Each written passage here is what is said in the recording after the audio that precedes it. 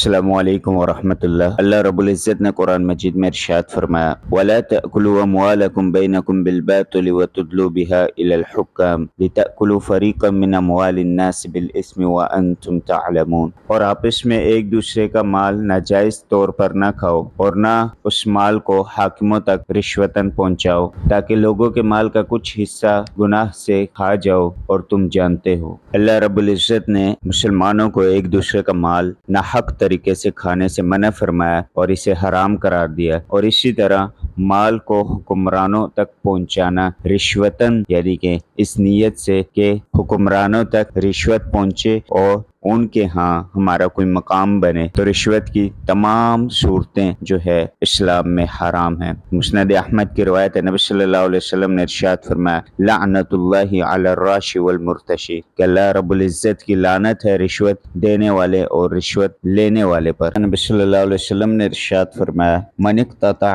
حق امرئ مسلم بیمینہ فقد اوجب اللہ لہ النار وحرم علیہ الجنہ۔ آپ نے ارشاد فرمایا جس نے کسی مسلمان کا مال جھوٹی قسم کے ذریعے سے ہڑپ کر لیا، اللہ نے اس کے لیے آگ کو واجب کر دیا اور اس پر جنت حرام کر دی۔ صحابہ نے پوچھا کوئی چھوٹی سی چیز بھی ہو؟ آپ نے فرمایا ہاں، اگر پیلو کی ایک ٹہنی ہی کیوں نہ ہو۔ اس روایت سے بھی معلوم ہوا کہ کسی مسلمان کا حق مارنا، کسی مسلمان کا حق کھا جانا، چاہے وہ ایک چھوٹی سی ٹہنی ہی کیوں نہ ہو کسی درخت کی، تو یہ بھی انسان کے خسارے کا باعث ہے اور یہ اسے جہنم میں لے جانے والا عمل ہے۔ ان دلائل سے واضح ہوا کہ رشوت لینا اور دینا یہ شریعت کے لحاظ سے، شریعت کی روح سے بھی انتہائی بڑا جرم ہے، اور معاشرتی لحاظ سے بھی اس کے برے اثرات مرتب ہوتے ہیں کہ عدل و انصاف کا خاتمہ ہوتا ہے کہ ایک شخص میرٹ پر ہے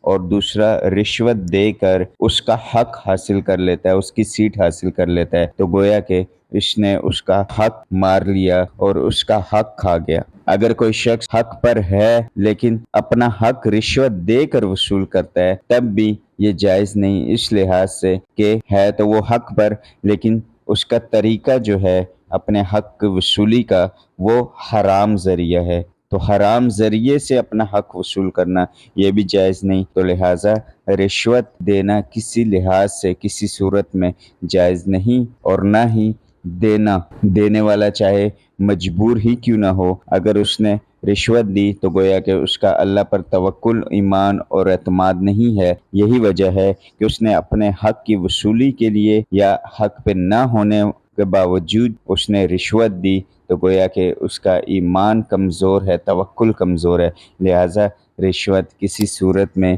جائز نہیں ہے۔